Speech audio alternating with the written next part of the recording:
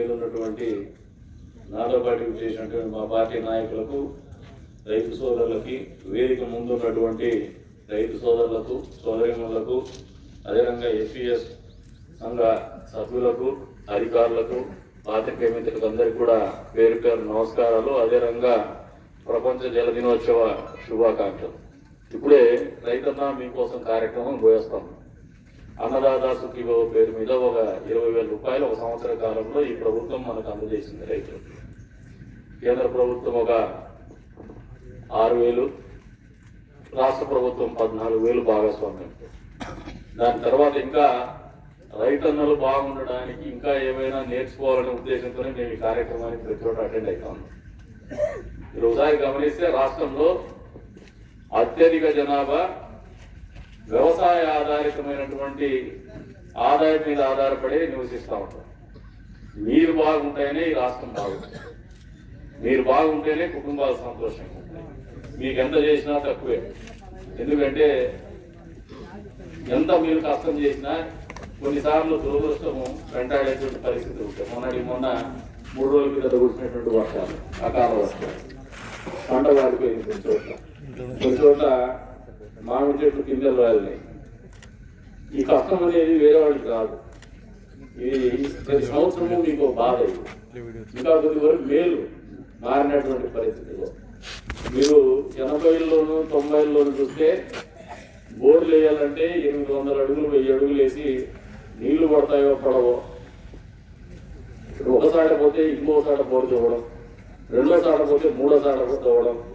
ఈ తవ్వే క్రమంలో దూరం ఆడినట్లు ఇంట్లో భార్య నగలు కూడా తాకట్టు పెట్టడం, లేదంటే బయటికి పోయి అప్పు తెచ్చుకోవడం. ఇటువంటి పరిస్థితుల్లోనే రైతులు ఆత్మహత్య చేయండి. అది కొద్ది వరకు కాదు, దాదాపుగా ఆగిపోయినటువంటి పరిస్థితులు నేను కూడా గమనిస్తాను. 25 సంవత్సరాల రాజకీయాల్లో ఉంటాయి. నేను మొదటిగా వచ్చిన బోర్లు తవ్వాలంటే 300-400 అడుగులు తవ్వేవాళ్ళం. తర్వాత ఎలక్షన్స్కి వచ్చేసరికి 600-800కి వచ్చినాం. మళ్ళీ ఎలక్షన్కి వస్తే 1000 అడుగులు దాటేవాళ్ళం. కానీ ఇప్పుడు మీకు గర్వంగా చెప్తాను, గడిచిన 6-7 సంవత్సరాల కాలం నుంచి అంద్రివీవా కాలంలో నీళ్ళు వచ్చిన తర్వాత మొదటిగా కొద్ది వరకు తల్లి రూరల్ మండలంలో ఉన్నటువంటి నల్లజేరు మండలంలో ఉన్నటువంటి రైతాంగానికి వెన్నుదన్నుగా నిలబడింది. తదుపరి ఈసారి మా ప్రభుత్వం వచ్చిన తర్వాత, ఈ ప్రభుత్వం వచ్చిన తర్వాత తలుపుల మండలంలో కాలువలో నీళ్ళిచ్చి, మండలాల్లో చెరువులకు నీళ్ళిచ్చి, ఈ మండలంలో కూడా చెరువులకు నీళ్ళు ఇచ్చిన లేదా మీరు ఒకసారి ఆలోచన చేయండి. తద్వారా ఏదైతే మీరు దూరం ఆడేటువంటి పరిస్థితుల నుంచి మిమ్మల్ని కాపాడుకోవాలనే ఒక ఆలోచనతోనే ముందుకు పోతున్నాం.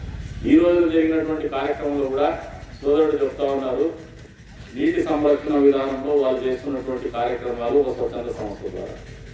అది ఇంకా ఒక స్వచ్ఛంద సంస్థ మమ్మల్ని కూడా గమనించింటే బాగుండేది.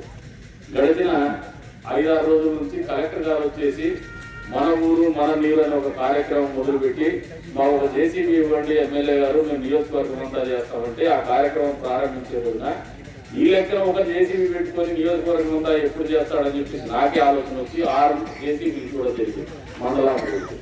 అంతేకాకుండా కొన్ని చోట్ల నీళ్ళు లేని జేసీబీలు పోయినటువంటి పరిస్థితి ఉంటే వాటికి 200 ఇవ్వడం జరిగింది, ఇటాచీలు ఇవ్వడం జరిగింది. 2 ఇటాచీలు ఎక్కడ అవసరం ఉంటే వాళ్ళకి అప్పచెప్తాం. తద్వారా మీ కాలువల్లో ఎక్కడైనా పూడికున్నా, చెరువుల్లో పొడిగి తీసే పనులు ఉన్నా, లేదంటే చెట్లు పెరిగిపోయినటువంటి పరిస్థితులు ఉన్నా మా వంతుగా మా సొంతంగానే ఆ కార్యక్రమాలు చేస్తాము. మీరు కూడా గమనించుకొని దాన్ని కోఆర్డినేట్ చేసుకుంటే వారికి మరింత మంచి చేయగలుగుతాం. మీరు ఎక్కడైనా మీరు చేయగలిగితే పని ఏదైనా మాకు మా వాళ్ళకి చెప్పినా ఈ కలెక్టర్ గారు పర్యవేక్షిస్తున్నారు, ఇరిగేషన్ డిపార్ట్మెంట్ పర్యవేక్షిస్తోంది, అంతేకాకుండా మా ఆఫీస్ కూడా పర్యవేక్షిస్తోంది. దీంట్లో ఈ గ్రూప్లో అందరూ కూడా పర్యవేక్షణలోనే జరుగుతూ ఉన్నాయి కార్యక్రమాలు. స్వచ్ఛంద సంస్థలు కూడా ప్రతి వరకు మీరు దాంట్లో భాగస్వామ్యం తీసుకొని మీరు చేయగలిగినటువంటి కార్యక్రమాలు ఏదైనా ఉంటే రైతులకు మరింత మంచి చేసిన వాళ్ళం అవుతామని చెప్పేసి కూడా ఈ సందర్భంగా తెలియజేస్తాను. అనేది కూడా వాస్తవం అని చెప్పేసి కూడా ఈ సందర్భంగా తెలియజేస్తాను. ఎంత ప్రేమ ఉంటుందంటే వాళ్ళకి వ్యవసాయం మీద, మన రాజకీయ నాయకులకి రాజకీయాల మీద ఎంత మోజు ఉంటుందో దానికి 4 ఇంతలు మోజు వాళ్ళ వ్యవసాయం మీద. అది వేరే వాళ్ళకి అన్నం పెడతానమా, మనం అన్నం పెడతానమా, లేదు సంపాదిస్తానమా అని కూడా ఆలోచన. అది ఒక వ్యసనం, కానీ అది మంచి వ్యసనం, దుర్వ్యసనం కాదు. దీనికి బానిసలైతే 10 మందికి సమాజానికి మంచి జరుగుతుంది.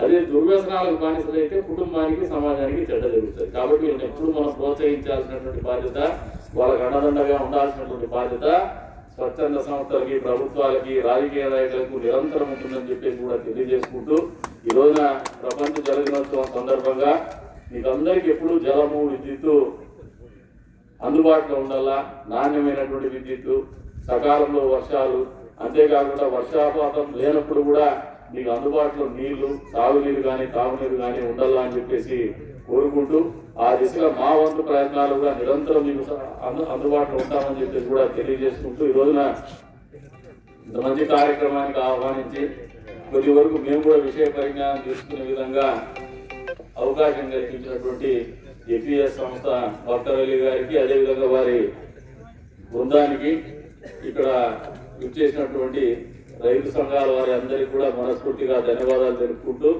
మీరు చేస్తున్నటువంటి వృత్తి అనేది ప్రపంచంలో ఏ ఒక్కరు కూడా చేయలేనటువంటి కార్యక్రమం ఇది. నరసింహస్వామి గుళ్ళో చేసే పూజార్ల కంటే మీరే గొప్పవాళ్ళు, అంతకంటే మంచి కార్యక్రమం మీరే చేసుకోవాలి. కాబట్టి మీరు ఎప్పుడు కూడా పూజగా అందరికీ అని చెప్పేసి కూడా తెలియజేసుకుంటూ నాకు అవకాశం కల్పించిన మీ అందరికీ పేరు పేరున ధన్యవాదాలు తెలుపుకుంటూ సెలవు తీసుకుంటున్నాను.